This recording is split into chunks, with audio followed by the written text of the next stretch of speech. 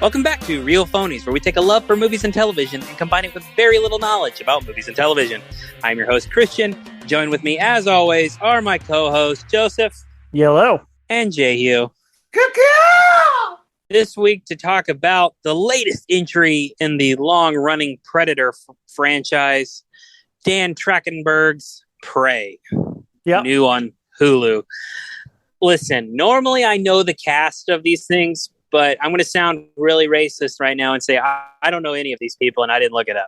I mean, to be fair, I don't think it's a lot of established names. Yeah, but at least I would have the decency to look it up, and I don't. You're a real monster. Yeah. I realized watching this, so yeah, I always think of, when I think of Predators, I think of Predator and Predator 2, and that's it. But this is functionally like the 7th movie in this franchise, and I realize I've seen every other one in the series. Right. I've seen Predator. I've seen the last 20 minutes of Predator 2, which I don't think counts as watching the whole movie. I mean, you see all that counts. I saw the scene that counts that will relate to this movie. I've seen AVP, but I have not seen AVP 2. And I watched Predators, but I did not watch Shane Black's The Predator. And now I've watched Prey. I think I've watched all of them except for I've never watched either of the Alien versus Predator movies. I never watched the last one, and I don't know that I watched the one with Adrian Brody. I did watch 2, and I've watched both Alien versus Predators. You know, the Adrian Brody one's pretty good. I think that one's pretty good, too. People don't seem to care about it. I had a pretty good time with it. I would put it up high if we're ranking these. That one has Topher Grace and Lawrence Fishburne, too, in it, right? It's got a bunch of people in it. I think it's got Mahershala Ali in it, if I'm remembering correctly. Well, guys, we're not here to talk about that movie. We could be. So, Prey follows I think Comanche. Comanche is correct. Brother and sister who are on the hunt to figure out what is, I guess, the predator torturing their, not really the people of their tribe. I guess a few, I don't know, hard to get in specifics. There's a predator in the woods and they're trying to find it. Yep. I thought this movie was pretty good. I liked it. It's going to be hard for me to talk about it for 20 minutes, but it was a cool, fun take. And Dan Trachtenberg needs to make more things because everything he makes is fun and cool. And I would absolutely watch a series. You guys remember the Deadliest Warrior show? Yeah. Yes. Do that, but just instead of making Deadliest Warriors fight each other, just have them fight predators. I mean, it's important to note that is the plot of Predators, but in this particular case, in this movie, humans get the home turf. Oh, good point. That's the Adrian Brody one, right? They're all correct. Like super killers or something. Yeah, but from like different kinds of super killers. Yeah, give me one in feudal Japan where he fights a samurai, and give me one where they fight Leonidas or something. Like, I'm down. Let's do that. I agree with that. 1930s gangsters. I mean, put them in a high security prison, just all kinds of shit like that. 100%. That's how you do this. Don't do any more where you try to build on the lore or up the ante. Instead, the setting and the people that the Predator versus are the new story. I think that's the way to go. Agreed. So, just first off, before we even press play on this movie, 1 hour and 40 minutes, already better than Transformers. Great runtime. Before I even pushed the button, I decided I like this movie because it respected my time. I can't argue with that. Look, I didn't like this movie that much. I thought it was okay. I get that it's Predator, but in a slightly different environment. I don't like that we picked the specific environment based on a very small, insignificant bit from Predator 2. But I don't know. I felt like you could have done more fun things with it. But I think they just decided the setting was enough, and they definitely didn't feel like they needed to write anything for it. So I don't know. It was okay. See, I feel like that is enough for a Predator movie. I feel like when we try to get more convoluted by making our characters more interesting or upping the lore, like Jehu said, I don't think the Predator holds up to that very well. But just saying, hey, it's a cool human fighting a predator in a cool environment is all you need to make these movies fun.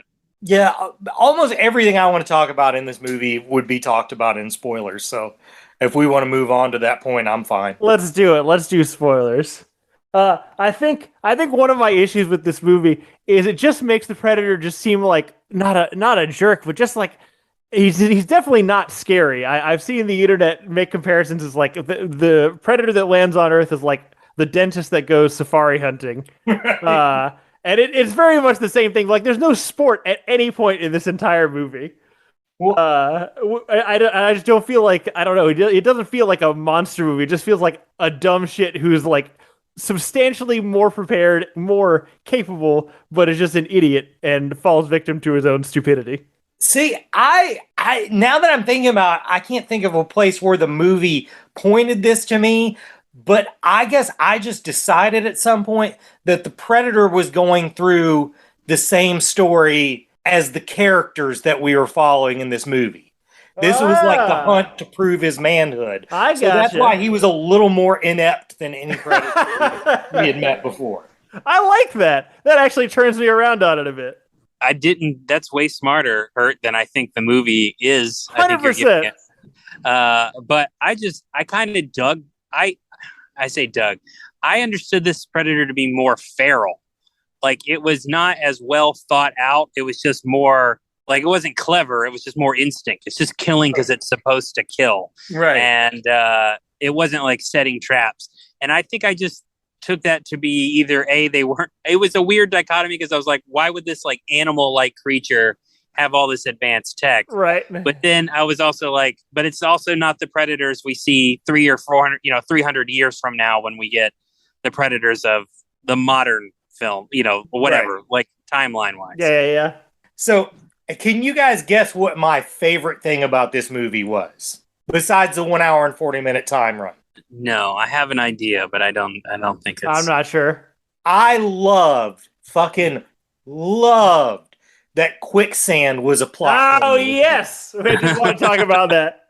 Like, I don't know what stand up it is. I think maybe it's Mulaney, but it was hearing my words come out of another person's mouth, which is the entertainment I grew up on led me to believe that quicksand was going to be a much bigger threat than it is. Absolutely. It seemed like something I was going to encounter all the fucking time, and I don't think I've ever seen it once. But I was really glad that was, people throw around the term old school, but that was old school action shit. I like that. I kept waiting for Lassie to run up. Yeah, I mean, to the old school action bit you're talking about, I felt like this feels far more in line with Predator 1 than any other Predator movie we've had. Totally. Like, it absolutely feels like it takes place in the same universe as Predator 1. Yeah, I think that was the smart thing this movie did. This thing, they realized, hey, it's just get a group of people that you respect and put them up against this thing. Joseph, tell us what you hated. No. I don't know. Tell us how you didn't like the Native American woman lead in this one. Look, fuck. See, you've baited me, and I don't like that.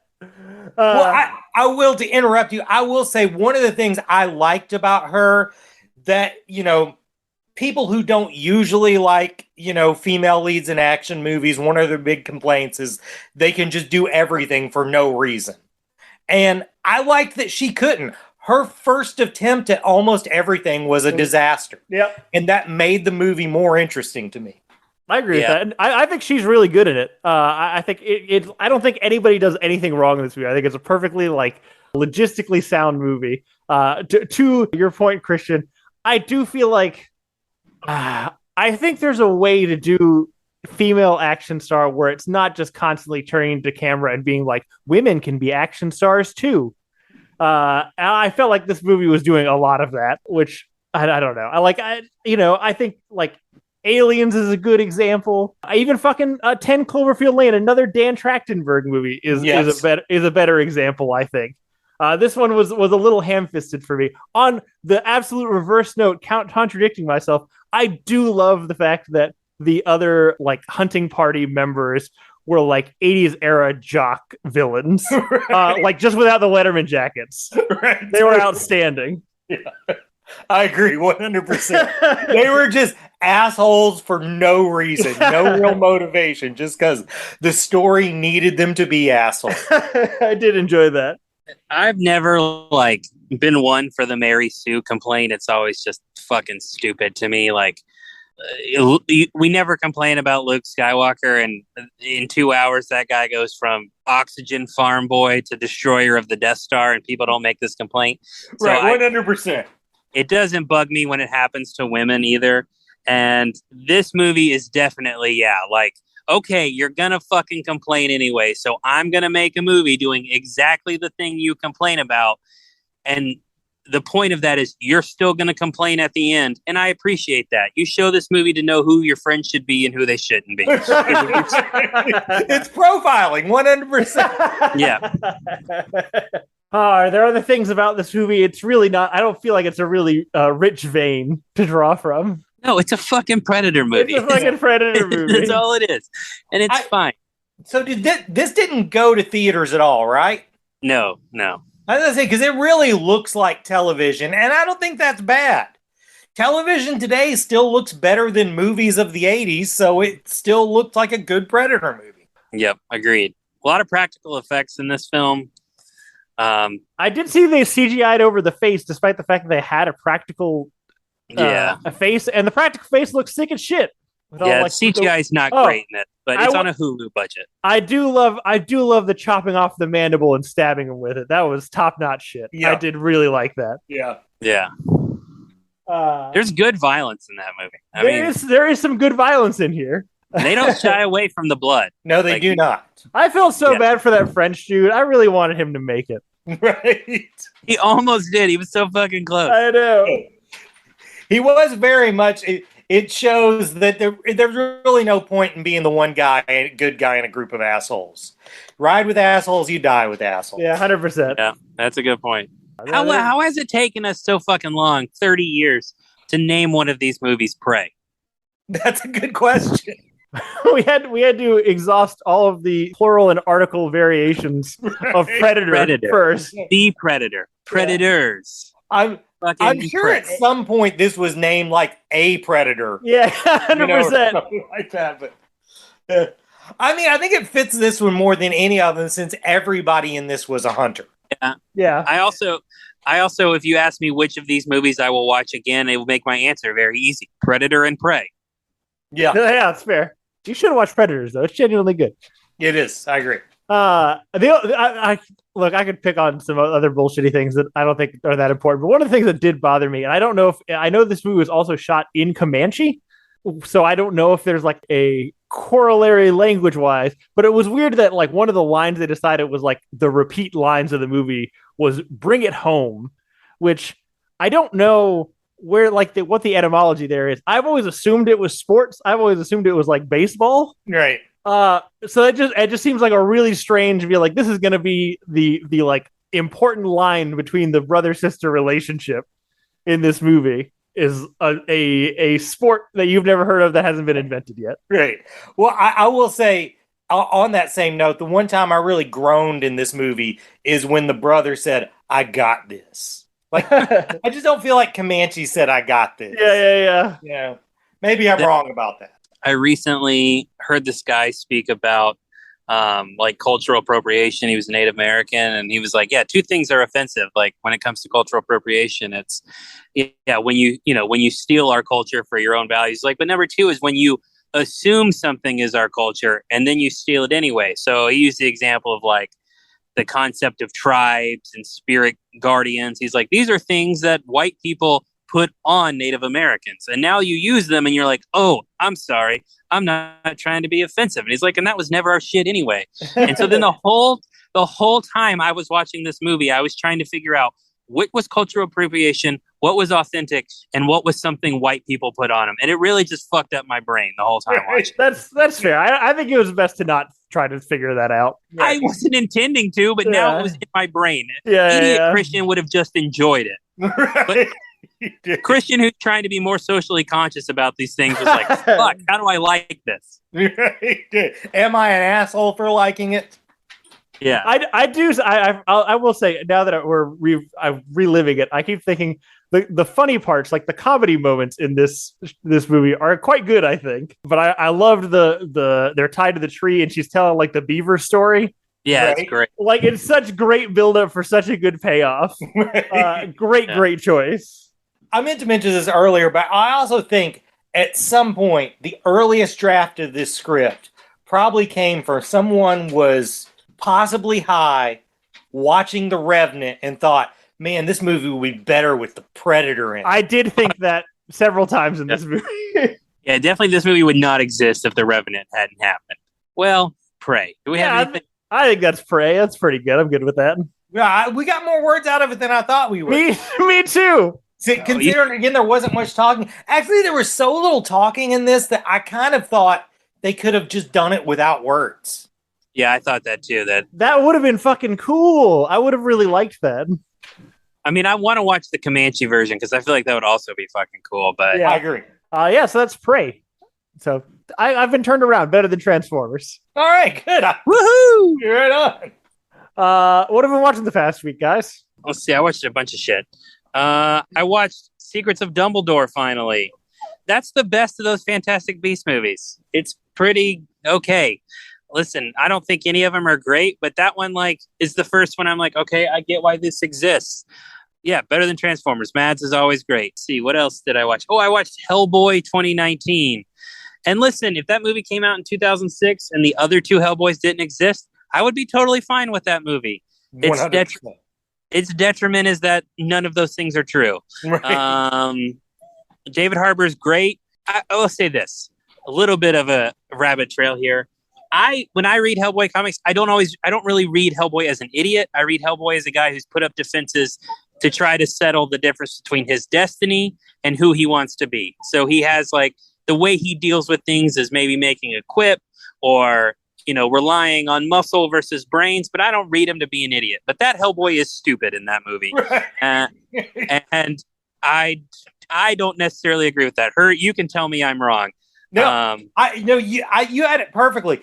Hellboy wants to be one of the working class guys, and he isn't. And that's, but he's never an idiot. He would like to be simpler than he is. Yes. And so he has these when I read it, what I see as defenses and walls he puts up to protect himself or to deal with the shit he's dealing with, they say as this guy's a moron. And I just agree with that. Right. But again, if it were 2006 and GDT had never made a Hellboy movie, I'd be pretty pleased with that one. And finally, we'll probably talk about She-Hulk. I watched the first episode of She-Hulk, and I really dug it. But it seems to be a wide variety of opinions on the internet. That's it for me. Well, let's see. This week, I also have watched a lot of stuff. Right out of the gate, something I was really worried about not liking, Sandman, I fucking love. It's so goddamn good. Everything I was worried about it was the opposite of what it was. It's not just another show. It's better than almost anything you'll watch. I was worried about a lot of the casting. I think the previews they chose led me to worry about that, particularly with Death. Death in the preview seemed way more aggressive than Death should be, and that casting is actually perfect. It's just a great show. Every episode has a sort of standalone, almost Monster of the Week sort of take, but a really good Monster of the Week take. But there's also an overarching story, and there's sort of two stories in it. There's a first half of the season and a second half of the season, and it all just plays out perfectly. I just can't say enough good things about this. After it was over, I was bummed I didn't have any more to watch, and then they dropped another episode, which I haven't got to watch yet, so I'm really excited about that too. I think it's probably the best series I've watched since Watchmen. That's quite an endorsement. Yeah, anybody who hasn't watched it really should. It's I hope it gets renewed because it's very, very good. I'm having a hard time saying anything about it except it's just awesome. It's hard to talk about things that you just unequivocally love, and this is a very, very good show. I mean, I'm curious about it because I don't know anything about like the Sandman comic. The trailer didn't grab me, but if you're saying it's good, I might give the first episode a shot. The trailer does not do it justice. Sarah also had never read a Sandman comic before, and she says it might be her favorite show ever. Wow. So, yeah, it's really, really good. The only casting misstep I think is maybe Gwendolyn Christie. That's her name, right? The tall lady from. That's correct. Yeah, I don't know. I just don't get the right feel for her for Lucifer, but also I think they might take Lucifer in a different direction in this, since essentially the direction that Lucifer goes in the comic has already had an entire series based on that. So, other than that, I think it's really great. You know, there are superhero elements that they dance around in this without using. I also think it's interesting that it doesn't have any DC labeling on it. It only has Warner Brothers labeling. Maybe that's why it's good. I don't know. Probably to its benefit right now. Right, totally. So I also watched the newest season of Umbrella Academy. And man, this is a really good show that I think just has bad timing. It always comes out at the same time as a comic-related show that's just way better. The second season came out around the same time as Watchmen, and this came out around the same time as Sandman, and Sandman's just a lot better. But this is very good too. You know, they change around a lot of the characters this season. They sort of loosen Luther up and make him from the least interesting character to kind of the most fun guy on the show. I won't spoil, but one of the characters straight up turns heel in it, and it's I won't say I enjoyed it, but it definitely had its desired effect. Like every time this character was on screen, me and Sarah were just fucking pissed. So yeah, that also better than Transformers. I liked that a lot. I guess that's it. That's really the two things I did this over this time, but I recommend both. Well, we've all been really busy bees this past week or so. Because I also have more things that I'm going to be able to talk about, I think. So I'm going to have to pick things. I'm going to start with some games that I played recently. I bought and finished a game called A Short Hike on PS4. I think it's on other platforms also. I did a bad job pitching it to Christian when I last saw him, so I'm going to try it and hone my pitch this time. It's like a mix of the free fly portion of Pilot Wings and Animal Crossing, I think. You're mostly just trying to hike up a mountain, like a trail, and there are people on the trail, and you do little things for them, little quests and gathering things, and it's just very relaxing. The main part of the story can be accomplished in like 2 hours, but it just, I don't know, it was very escapist for me. I felt very taken out of the rest of my concerns and worries in life. So I recommend it if you're looking for something like that. On the exact flip side of that, I played another game called what is it called? Is it Little Nightmares? That's what it is. Okay, I always want to call it Little Monsters, and then I realized that's like a Lady Gaga album, I think. Little Nightmares, which is a horror puzzle game, which really works. Like aesthetically, it's really fucking good. Like it's really cool looking. The problem with the horror puzzle game is it's scary until you have to do it like 5 times. Right. I remember, especially like at the very outset, like I had just been going this very like long stretch of like, okay, this is a really creepy atmosphere. I'm like in it. And then it's like a front-facing 3D game, so like depth is kind of difficult. And they had to like jump a gap, and I kept falling into like the void. And it's like, well, motherfucker, this is really like taking me out of the immersion. You didn't really need me to do this. Right. But it's good. It's really good. It was like $4 or $5 on the PlayStation Store. But it's very much somebody watched Spirited Away and said, "What if this was all horror?" And it works. Like that's a great premise. Yeah. So I recommend that. Also better than Transformers. And the last thing, because like I can't go a week without talking about anime. It would be, I don't know, sacrilegious. I'm watching a show. It's an old show called Black Lagoon. It's kind of Cowboy Bebop, but without the space. It's a band of mercenaries / illicit like delivery men. Essentially just doing various crimes and criminal related activities, but they're all like lovable scoundrels with kind of good hearts and also kind of not good hearts. And there's a lot of violence and a lot of like everything's just cool and whatever. It's definitely like it doesn't have the soundtrack of Cowboy Bebop. It doesn't quite capture the same atmosphere. But I think it does a little bit better on the character front. Like the actual like our main cast is developed better than Cowboy Bebop. So if that's something that you're interested in, I think it's pretty good so far. It's dark for sure. It's probably darker than Cowboy Bebop. So it's you might need something lighter around it on either side, but it's good. And I think that's it. I think that's it.